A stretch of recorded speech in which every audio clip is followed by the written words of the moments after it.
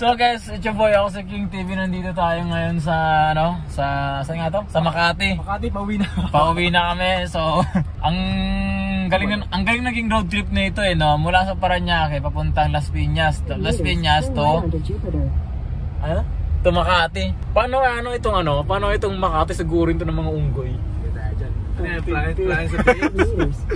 Di ba yung Planet of the Apes, sinugod ng unggoy yung syudad nila, sinakop ng mga unggoy. Paano kayong gagawin dito sa Makati, no? Ay, dito men, una-una sila, ang daming puno dito. Daming puno. Sa Titan. Wala, dami lang pag sa BGC, wala di ba? Yung nangyari sa Apes, ganun din, yung doon sila sa taas ng puno dumaan. Oo. Di ba yung sa movie nun, di ba, nandun sila sa tulay nun, sinugod nila yung dito sumugod yung mga unggoy dito, no? Tayo na manira sa Makati. Palayasin na yung mga tao doon. Putig din, no? Kita mo, may mga unggoy dyan pasabit-sabit. Putig din. Naghari na yung mga unggoy sa Makati. Hindi na ito Makati City, pre. Monkey City na tawag dito. Kita mo, naglalakad dito. Mga unggoy na, oh. Nasalubong mo yun si Michael. Mick! Andito ka na pala, Mick! Ba't di ka nagsasabi? Siya pala yung Caesar na gumanap. Uting tinig, ikaw ang namumuno kung bakit nasugod ang Makati. Punta na kami dyan. Sabi ko na sabi ni Michael, dali ako ah. Grabe yung katakot-takot na mangyari sa Makati dito, sinugod ng mga unggoy. Nalak ka dito, no? Puro unggoy na nagahari. Kailangan umexit dito. Kailangan kong mag-exit kasi yung mga unggoy nagahari na masyado. Dili, palakad-lakad ka dyan, dadaragi na yung mga tao. Hindi na mapigilan. Siyempre, nakalaban na tapos naglakad ka dyan, no? Kasi wala na masakyan, naglakad ka, hinabol ka ng mga unggoy, sinuntok mo yung unggoy. Fuck, kita CCTV. Isang tao, sinuntok unggoy. Puti, kakasuhan ka, animal obvious. Dinahilan mo pa.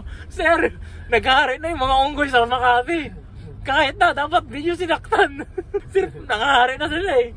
Animal obvious ka, buting til, kulong kayo, no? Pinatanggol ko lang sarili ko. Siyempre dito sa Makati, daming CCTV dito eh. Tapos din nahilan mo, nangarik na yung mga unggoy sa Makati.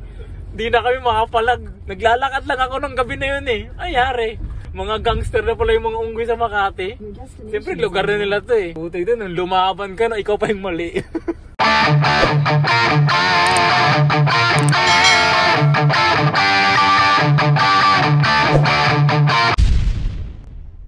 Punta na kami OFW. Okay, papunta na kami OFW, ano ba? OTW. Blay. So guys, meron kasi kami pupuntahan ngayon. Isang foodcasting na naman. Ano kami tayo dyan? Efektibo gamot. Foodcasting, no? So meron kami pupuntahan ngayong putik tils, di ba nangyari? Meron kami pupuntahan ngayong broadcasting, parang something na interview siya. Kung mapapanood yun sa mga broadcasting kan, interviewing, talking something. So dito po yung banda sa Shangri-La banda, di ba? Shangri-La. So doon naman, konting chika-chika lang to, something na mga pag-uusapan lang na magagawin namin doon. Parang podcast lang gagawin namin doon kasi parang kwentuhan ganyan. So sa mga napapanood ninyo, meet namin nga si Justin kasi siya yung nag-invite sa amin doon. Ito lang. Yan nag-asarga mo. Hello Justin! Basta bro? Punta na tayo doon. Naka-vlog na agad to. Naka-vlog na. Basta. Ito, kaibigan namin pala, si Steven. Ay. Kasama siya mamaya. Pwede, gusto mo. Pwede ba siya saan ang natin yan? Saan tayo? Diretso lang? Kaliwa na tayo dyan. Dito? Kaliwa? Kaliwa, U-turn? Kaliwa. Okay. Kabila. Ano kabila? Hindi. Saksaking kitang hindi. Manahimik ka dyan. Wala ka alam. Seatbelt, buddy. Seatbelt. Kala ko nagtuturo ka na naman ng... No, of course not. English yun. Ilang beses na tayo naliligaw sa yung animal eh. Puting din. Nung kami nga, naka-Google Map na, naliligaw pa eh. Google Map, hindi ako. Google Map na, naliligaw pa. Turo walang. Tataka ako, pasikip yung daanan eh. Yung pala yung yung pala yung Google Map to, lakad, hindi nakamotor. Sabi ko, putik, dahil na yan. Ako nakamotor, siya nakalakad. Tapos bit niya bike. Hindi, tinuruan. Anong magiging Ano na? Andito na tayo sa DZME. First time ko lang dito. So ito yung ating interviewer sa Broadcasting Network DZME. Siya na yung sub, tama ba? Sub. Ako yung anak ni Papa Idol. Kaya ano na tayo. Malay mo, ampunin doon kasama natin. Ito sa broadcasting siya kasi, siya yung sub. Ako naman, presidente ng Paluwagan. Kumusta naman experience mo sa isang taon na yun? Okay naman, super solid. Saka Super solid. marami ako natutunan. Marami akong tao na nabigyan ng opportunity. Yeah, no? Ay, tama siya si Dandy o sa si Dandy. Hindi nabigyan ka ng opportunity. Miguel, ikaw na yung susunod na tatanong. Siyempre, mga... Shout out po kasi shout out na kami. Wala man ako dyan. Hello, what's up? Hello guys, nakakita ka na ba na nag-evacuate na building nang wala lang? Wala problema, bibigyan ko kayo ng tips. Unang-una sa lahat, handa nyo ang daliri nyo, tapos point to the right button. Umakit yung mga kandabukan na polis dito, no? Sabog talaga.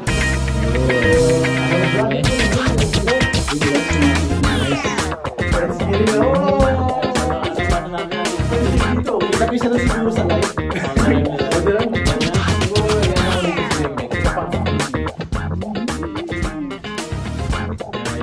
So ito yung setup guys sa inyo sa camera yun.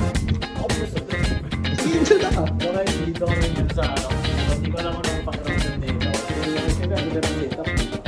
Hindi mo makakagal sa sobrang dito. Puti ko yung interview, naka-face mask ka. Pare. Yun, ang pugi, oh. Putig din, So, dito ako man. Ikaw yung biglaan. Yung mic, sir. Yung ano din yung mic.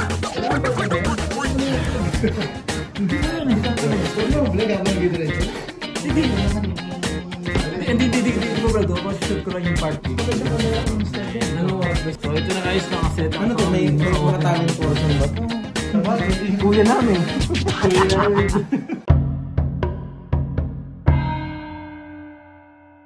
So, paano yung ano nyo? Parang nagsusuntukan na ba kayo nun? Kayong tatlo.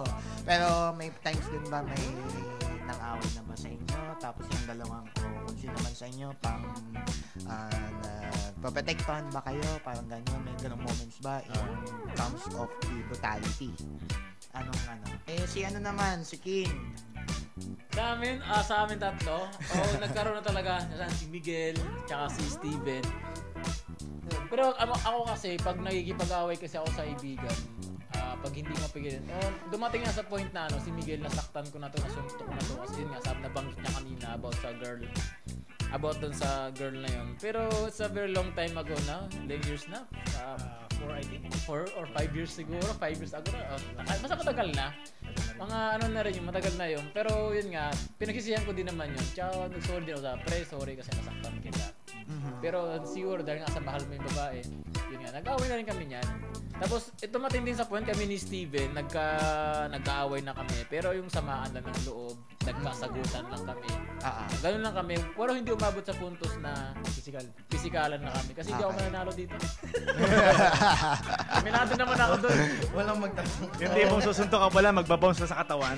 Magbabounce na eh. Kaya, Yung wala ka sa suntok ko, biglang zero damage. hindi naman ako takot magsuntukan. Hindi ako takot magsuntukan. Hindi lang nga talaga ako mananalo. So bakit ako mapabugbog? Sige, sagot na lang tayo.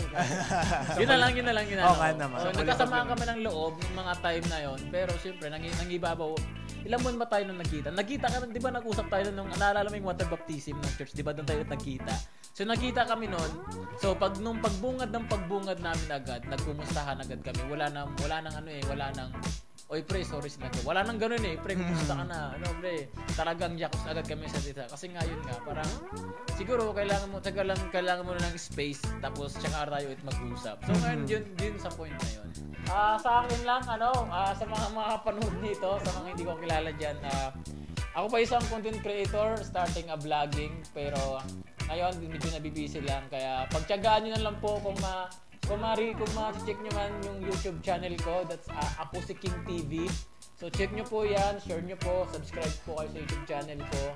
At yun lang naman follow nyo sa TikTok, sa Ian Love, TikTok Ian Love, tapos sa TikTok Ako Si King TV pa rin. Sa aking Facebook, yan King Gabino, check nyo kung gusto nyo i-check yun, wala po akong tinatago. At the same time, yun. So once again po, big shout out nga pala sa aking church, sa Jesus Family Salvation po. sa Ever-Growing. Shout out sa'yo, Kuya Lek. Mahal na mahal kita, Kuya Lek. Thank you for advise me for everything sa mga sa pagtsatsaga mo sa ugali ko. Mahal na mahal kita, Kuya Lek. At saka sa pastor namin, Bishop Joel Iwag. Bishop, maraming salamat. Mahal na mahal kita, Bishop. Alam mo yan. At yung sa lahat ng Jesus Family Salvation, sa lahat ng youth, sa lahat ng Ever-Growing, mahal ko kayo, guys. Sana mapanood nyo to. And hopefully, pray for my success. At siyempre, magiging successful tayo lahat. Diba? Aanihin ko, aanihin ang lahat. So yun guys, what's up sa inyo? Naging success na po guys ang aming tawag dito. Yung interview namin gagawin, so naging okay na. Yun naman talagang pinaka-center nitong nito ng vlog na to eh. So maraming salamat nga pala sa mga nanood, sa mga nag-comment doon. Hindi ko kayo kilala yung iba, kaibigan ko. Pero maraming salamat sa inyo. And hopefully guys, hindi lang yun ang una naming broadcasting or tawag dito. Yung tawag sa ganun. I hopefully that's the first and may mga susunod pa na parating sa mga ibang studio naman. Yan. So, thank you sa inyong lahat at patuloy po tayong magpuri sa Panginoon. Patuloy po tayong magbigay oras kay Lord. Life without God is nothing. You can do nothing.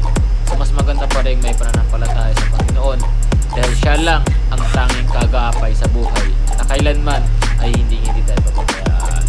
So, thank you. And yun lang pinaka nito. Maiksi lang. Wala na masyadong. See you next vlog. Shout out. Shut down. Putik, hindi pa namatay.